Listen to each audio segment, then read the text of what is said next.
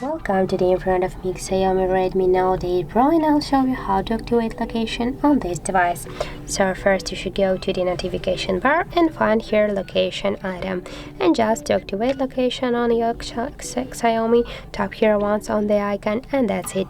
And if you want to just turn off the location, just tap here again on the icon, and that's how it looks. Also, we got the second way how we can do that. You just have go to the settings and scroll all the way down to the location section. Just tap there, and here you got the location access switcher. Just to activate the location, tap here once on the switcher, and if you want to just turn it off, tap here again on the switcher, and that's it. So that's how it looks. If you find this video helpful, remember to leave a like, comment and subscribe our channel.